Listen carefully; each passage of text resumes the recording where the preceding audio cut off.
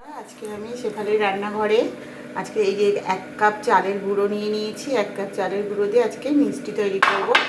এখানে 1 কাপ চালের গুঁড়োর সঙ্গে 1 চামচ কর্নফ্লাওয়ার মিশিয়ে দেব। 1 চামচ কর্নফ্লাওয়ার মিশিয়ে দিয়েছি, আর এর সঙ্গে একটু অল্প করে লবণ দিয়ে দেব। এটাকে ভালো করে মিশিয়ে নেব। নিয়ে এটাকে হালকা করে অল্প করে জল দিয়ে এটাকে মাখিয়ে নেব।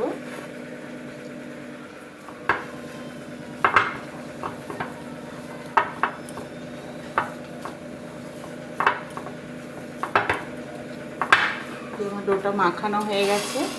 এবার আমি ছোট ছোট করে মিষ্টির মতন শেপ দিয়ে নেব।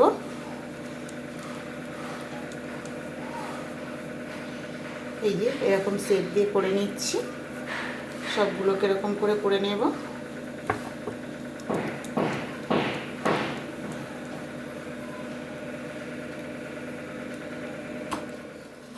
এই যে বন্ধুরা, আমার অনেকগুলো তৈরি হয়ে গেছে দেখুন, আর একটু বাকি আছে। এটা আমি করে নিচ্ছি। এইভাবে সবগুলোকে তৈরি করে নিতে হবে। 1 কাপ চালের গুঁড়ো আর 50 গ্রাম চিনি আর কর্নফ্লাওয়ার দিয়ে এই মিষ্টিগুলো তৈরি হয়েছে। চলুন এবার এটাকে তৈরি করা যাক।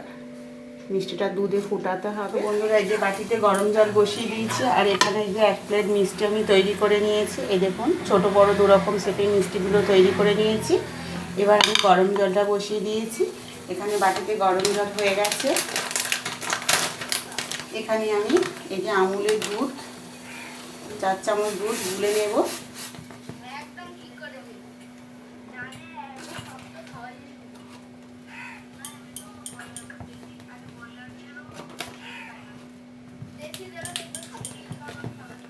দুধটা একটু মোটা করে নিতে হবে।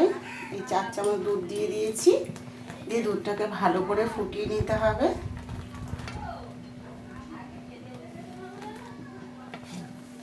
দুধটা কিন্তু একটু মোটা হয়ে আসবে, তারপরে কিন্তু মিষ্টিগুলো আমি ছাড়বো।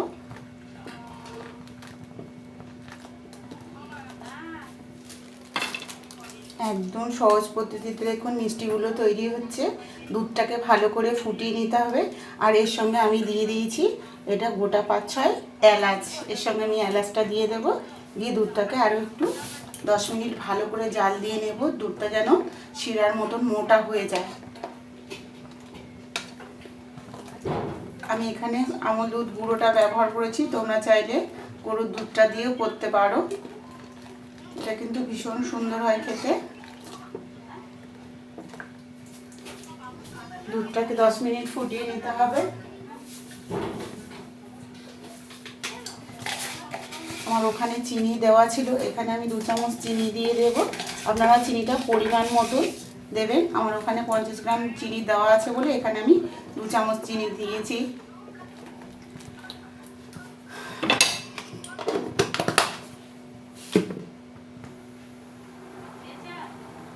এটা 10 মিনিট ভালো করে ফুটিয়ে নিতে হবে। ফুটিয়ে নেওয়ার পরে এই যে আমি মিষ্টিগুলো এখানে তৈরি করে রেখেছিলাম, এই দেখুন ছোট বড় দুরকম সাইজের আমি মিষ্টিগুলো তৈরি করে রেখেছিলাম। এবার মিষ্টিগুলো এক একটা করে দিয়ে দেবো এই ফুটন্ত দুধের ভেতরে।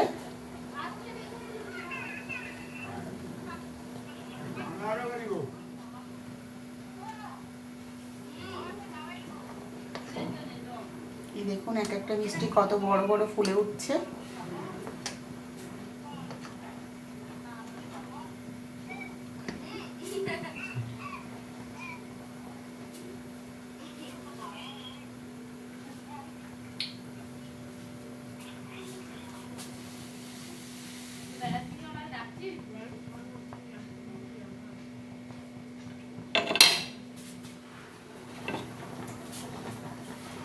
দেখুন বন্ধুরা, আমার দুধটা কিন্তু মোটা হয়ে গেছে।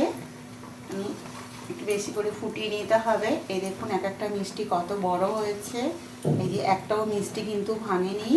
সুন্দরভাবে দুধটা ওই যে মোটা হয়ে এসছে, পুরো ছানার পায়েসের মতন রেডি হয়ে যাচ্ছে। দেখুন দুধটা মোটা হয়ে গেছে। আর এই যে এক একটা মিষ্টি কত বড় বড় হয়েছে। আমি দুরকম শেপে করেছিলাম, একটা বড় একটা ছোট। দেখেছেন মিষ্টিগুলো কত সুন্দর হয়েছে। এইভাবে 1 কাপ চালের গুঁড়ি দিয়ে আপনি আর গুঁড়ো দুধ দিয়ে বাড়িতেই ছানার পায়েস বানিয়ে ফেলুন। আপনাকে আর ছানার পায়েসের জন্য বাজারে যেতে হবে না, এটা বাড়িতে করার জন্য খুব টেস্টি হয় খেতে আর দারুণ লাগে। যাকে করে দেবেন সেও খেয়ে খুব খুশি হবে। আপনি যদি না বলেন বুঝতেই পারবে না যে এটা চালের গুঁড়ো দিয়ে তৈরি হয়েছে। এটা এত সুন্দর লাগে মিষ্টিটা। দেখুন আমার দুধটা পুরো ঘন হয়ে গেছে, এই যে মোটা হয়ে গেছে।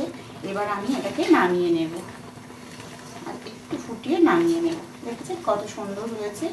এইভাবে ঝটপট করে বানিয়ে ফেলুন বাড়িতেই ছানার পায়েস চালের গুঁড়ো দিয়ে।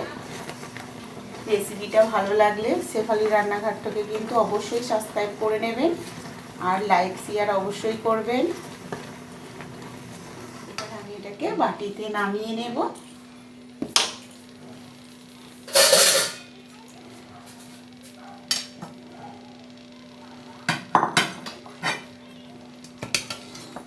এই দেখুন কত সুন্দর হয়েছে, দেখেছেন?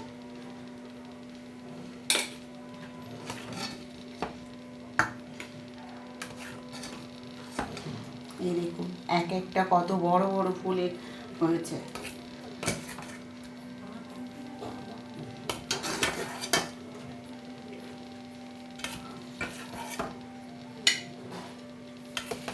দেখুন আমার এক প্লেট তৈরি হয়ে গেছে ছানার পায়েস। আমি বাটিতে ঢেলে রেখেছিলাম, বাটি থেকে এবার প্লেটে দিয়ে দিয়েছি।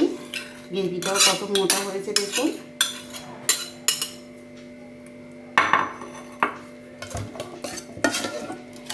এই যে আমি ক্ষীরটার পাশে দিয়ে দেব।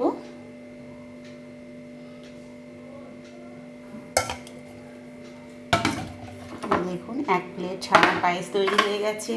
এখানে আমি একটু করম চা কেটে রেখেছিলাম, এর উপরে দিয়ে দেব। দেখুন কত সুন্দর লাগছে দেখতে।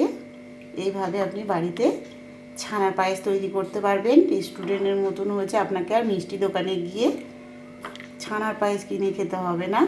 আপনি যদি এইভাবে বাড়িতে করেন দেখবেন এত সুন্দর টেস্টি হয়, আপনি মিষ্টি বাজারের মিষ্টি খাওয়াই ভুলে যাবেন, এত সুন্দর লাগে এগুলো।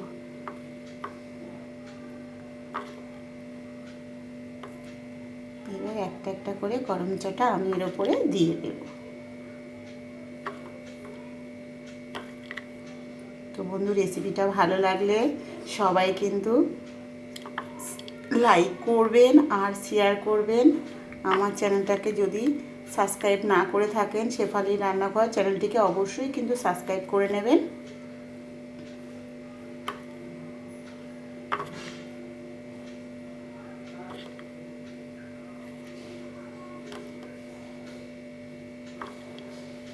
দেখুন কত সুন্দর হয়েছে ছানার পায়েস। এক প্লেটে রেডি হয়ে গেছে। আমার 1 কাপ চালের গুঁড়িতে দেখুন 1 প্লেট প্রায় 50-60খানার মতো ছোট ছোট গোল্লা তৈরি হয়ে গেছে। এটা খেতেও কিন্তু দেখতে যেমন সুন্দর হয়েছে, খেতেও কিন্তু তেমন টেস্টি হয়েছে। বাড়িতে কিন্তু অবশ্যই একবার ট্রাই করে দেখবেন। আর এইভাবে নতুন নতুন রেসিপি পেতে হলে শেফালি রান্নাঘরটাকে অবশ্যই সাবস্ক্রাইব করে নেবেন। তবে বন্ধুরাও রেসিপিটা ভালো লাগলে সাবস্ক্রাইব অবশ্যই করবেন, লাইক করবেন আর শেয়ার করবেন।